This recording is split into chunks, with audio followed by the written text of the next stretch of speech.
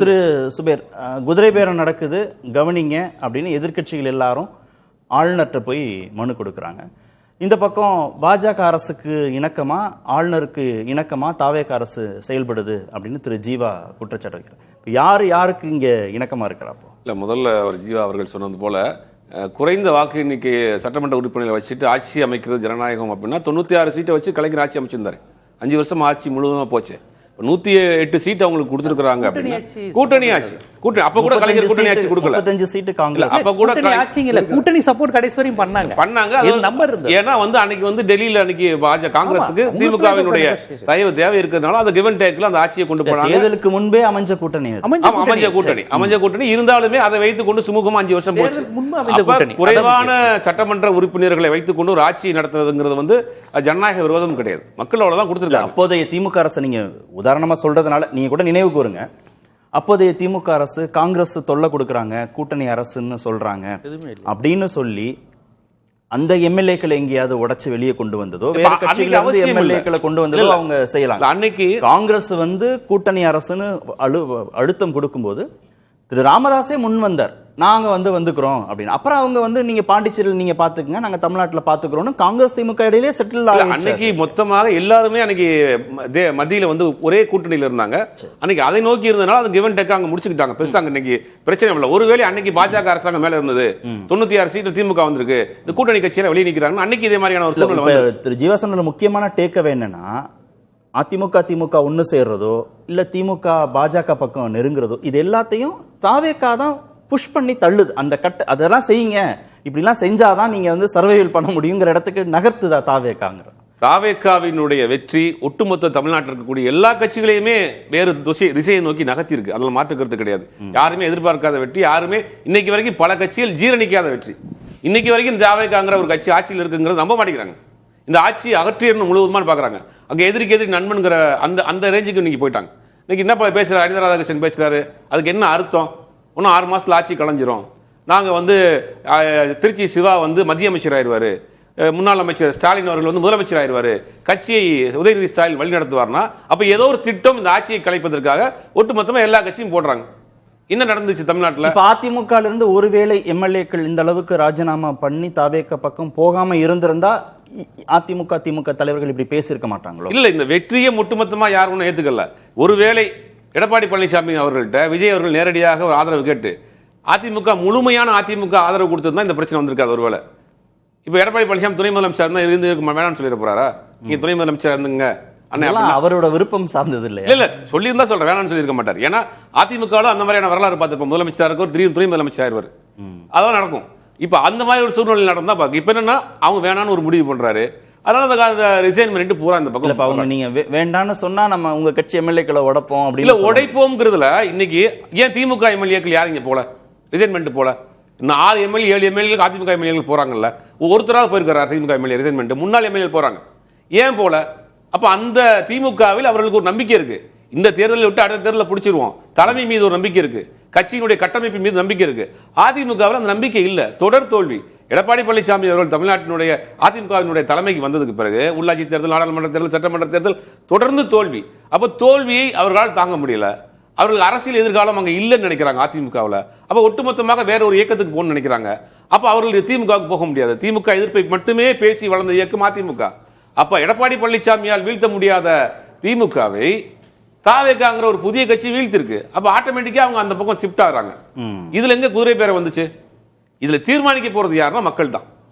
Resign பண்ணிட்டாங்க, நேரடியாக போய் அந்த தொகுதியில் நிக்க போறாங்கன்னா அந்த மக்கள் கேட்பாங்க, உனக்கு 5 வருஷம் நீ சட்டமன்ற உறுப்பினராக இருக்கிறது நான் ஓட்டு போட்டேன், உன்னுடைய சுய விருப்பத்துக்காக நீங்க போயிட்டீங்கன்னு மக்கள் தீர்மானிக்க போயிருவாங்க. இப்ப 2 கட்சியுமே மாறி மாறி குதிரை பேர குற்றச்சாட்டை வைக்கிறாங்க. வலுவான ஆதாரம் இருக்கான 2 கட்சிக்குமே இல்ல. ஒரு கட்டத்தில் இப்ப முதல்வரே குதிரை பேரத்தில் ஈடுபடுகிறார் இடத்துக்கு நகர்றாங்க அவங்க. ஆமா, இவர்களுக்கான பேசிட்டு இருந்தாங்க. இப்ப முதல்வர் மேலே அந்த சார்ஜ். அதான் சொல்றேன், இவர்களுக்கு இந்த ஆட்சியை ஜீரணிச்சுக்கிற முடியல, இவர்கள் வெற்றியை ஜீரணிச்சுக்கிற முடியல.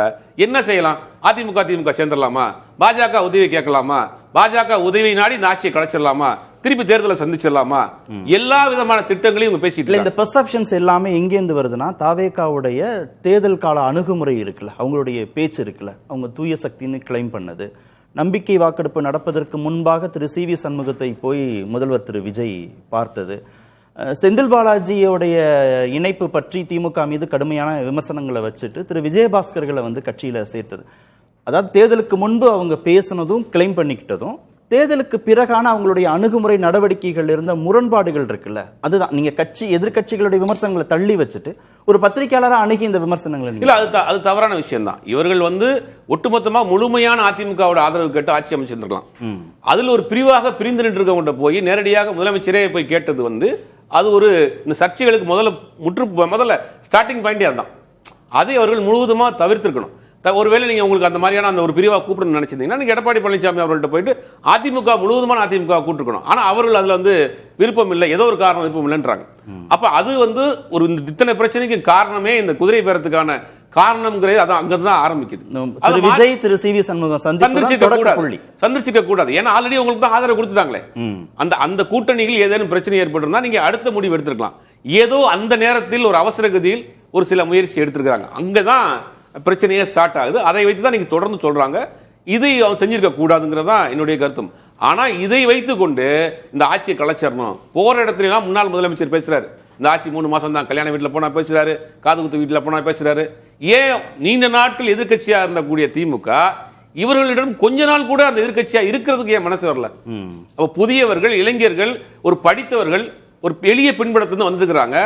1,50,000 2 லட்சம் சட்டமன்ற உறுப்பினர் அமைச்சராக உட்கார்ந்துருக்கிறான். ஒரு 6 மாசம் பாருங்களேன் என்னதான் செய்யறானு. இதனுடைய நீட்சியான அடுத்த கட்டத்துக்கு கேட்க விரும்புறது, இதுலதான் பாஜகவோட அந்த இணக்கத்தை தாவேக்கு அதிகமா பண்றாங்களா? பாஜக மூலமா தான் இந்த ஆட்சிக்கு ஏதாவது முடிவு கட்ட முடியும் அப்படின்னு எதிர்கட்சிகளும், இல்ல பாஜக மூலமா தான் தங்களை தக்க வச்சுக்க முடியும்னு தாவேக்காவும் அவங்களுக்குள்ள ஒரு போட்டி இருக்கு. ஒட்டுமொத்தமா இன்னைக்கு இந்தியா முழுவதும் பாஜக மையப்புள்ளியா தான் எல்லாம் நடந்துட்டு இருக்கு. அப்ப யார் அவங்களுடைய இதை பெற்றுட்டு பெரிய பட்டியல் போட்டாரு ஜீவா, இதெல்லாம் வந்துருச்சு தமிழ்நாட்டுல அப்படின்னு. இல்ல இதெல்லாம் வந்துருச்சுன்னா இன்னைக்கு தாவேக அரசாங்கம் சில விஷயங்களை உறுதியா சொல்றாங்க. நாங்க வந்து அண்ணாவினுடைய கொள்கைகளை பின்பற்றி இருமொழி கொள்கை விஷயங்களில் உறுதியா இருப்போங்கிறாங்க. டீலிமிட்டேஷன் வந்ததுன்னா அங்க எதிர்ப்போன்றாங்க. ஒரே நாடு ஒரே தேர்தல் எதிர்ப்போங்கிறாங்க. இந்த மாதிரியான விஷயங்களை எங்களுடைய நிலைப்பாடு எப்படி இருக்குன்னு சொல்றாங்க. இதெல்லாம் விவாதத்துக்கு வருகிற பட்சத்தில் அவங்க எடுக்கக்கூடிய ஸ்டாண்ட் என்னங்கிறத வச்சு தான் விமர்சனம் பண்ணணும். இப்ப அது வர்றதுக்கு முன்னாடியே அவங்க போயிட்டாங்க. நம்மளே புஷ் பண்ணி ஒரு அரசாங்கத்தை ஒரு ஐடியாலஜிக்கா ஒரு கவர்மெண்ட் செயல்பட அவர் பட்டியல் போட்டார் இல்லையா, துணைவேந்தர் நியமனத்துல ஆளுநர் தரப்பு உள்ள வரலாம் அப்படின்னு யுஜிசியோடைய ரெண்டு பேர். இது எல்லாமே ஃபேக்சுவலா நடந்தாச்சு. இதுக்கப்புறம் ஒண்ணும் இல்ல. இதுல எல்லாம் அவங்க நிலைப்பாடு எடுத்துட்டாங்கிறத அவர் வந்து இல்ல. அதான் ஒரு சில விஷயங்களில் அவர்கள் இந்த மாதிரி விஷயத்தை காம்ப்ரமைஸ் ஆயிருக்காங்க. இத்தனைக்கும் காங்கிரஸ் அங்க ஒரு அமைச்சரா இருக்குது, காங்கிரஸ் கட்சியை சேர்ந்த ஒரு அமைச்சரா இருக்காரு, அவரும் சேர்ந்து இந்த விஷயத்துக்கு உடனடியா இருக்கிறாராங்க தெரியல. ஆனா இது உண்மையை தவறான, அப்படி அவர்கள் செய்திருந்தாலும் தவறான விஷயம். ஆனா எதிர்கட்சிகள் இதை எந்த வகையில ஹேண்டில் பண்ணிருக்காங்க? இப்ப இந்த தாவேக அரசாங்கத்தை நோக்கி ஆளுநருடைய தேர்வில், துணைவேந்தருடைய தேர்வில் ஆளுநர் தலையீடு இருக்கு, யூசிசி தலையீடு இருக்கு, இதை நாங்க எதிர்த்து முக்கியமான எதிர்கட்சி அதிமுக மாணவர்கள் எத்தனை போராட்டம் நடத்திருக்கீங்க? நீங்க எதை நோக்கி சண்டை போட்டுக்கிட்டு இருக்கீங்க? இப்ப இந்த ஆட்சியை கலைக்கிறதுக்கு சண்டை போடுறீங்க. உங்களுடைய சுயநலம் தான் அங்க இருக்கு. இப்ப தாவேகா பண்ண வேண்டியதை எதிர்கட்சிகள் பண்ணணும்ன்றீங்களா? இந்த ஆட்சியில் நடக்கக்கூடிய குற்றங்களை நீங்க தானே எக்ஸ்போஸ் பண்ணணும். ஆளுநர் வந்து ஆய்வுக்கு போறாரு, அதிகாரிகளை கூப்பிட்டு கேட்கிறாரு, ஆளுங்கட்சி செய்யல. மக்களுடைய குறைகளை நீங்க ஆளுநர் மாளிகையில வந்து சொல்லலாம்னு சொல்லும்போது உடனடியாக எதிர்கட்சிகள் அதுக்கு விமர்சனம் கடுமையா கண்டிச்சாங்களே. இல்ல ஒரு பெரிய போராட்டமோ ஆர்ப்பாட்டமோ கவனம் ஈர்க்கக்கூடிய விஷயத்தை நீங்க கொண்டு வந்திருக்கணும், மக்கள் மத்தியில் கொண்டு போய் சேர்த்திருக்கணும்ல. நம்ம தாவேக்காவுக்கான அக்கௌண்டபிலிட்டி அது தவறுதான், அவர்கள் செய்யறது தவறுதான். இல்ல அதாவது இந்த ஆளுநர் அதிகாரம் அண்ணா யூனிவர்சிட்டி போன்ற இதுகளில் மத்திய அரசு தலையீடு வந்து இடபிள்யூஎஸ் 10% வந்ததுன்னு சொன்னப்ப எடப்பாடி காலத்திலையும் எதிர்ப்பு வந்தது, திமுக காலத்திலையும் எதிர்ப்பு வந்தது. நீங்க எல்லாம் கவனிச்சு திமுக அதிமுகவை கொஞ்சம் சாஃப்டா இருக்கும், டெல்லியோட ஆளு என்று விமர்சிச்சாலும் கூட அடிப்படையான சில விஷயங்களை அதிமுக. திரு சுபேர் பேசுறது வேற விஷயம். நான் இடைவெளிக்கு பிறகு நான் வரேன். அதாவது தாவேகா பாஜகவுக்கு இணக்கமா போகுதுங்கிற மாதிரி எதிர்கட்சிகளும் பாஜகவுக்கு இணக்கமா போதுங்கிற புள்ளியில கொண்டு வந்து நிறுத்திருக்காரு. அவங்களும் ஆளுநரை கண்டிக்கிறது இல்ல, அவங்களும் பாஜக அரசுக்கு எதிராக போராட்டம். நான் பேசுறேன், இல்ல இந்த புள்ளியில நிறுத்திப்போம்.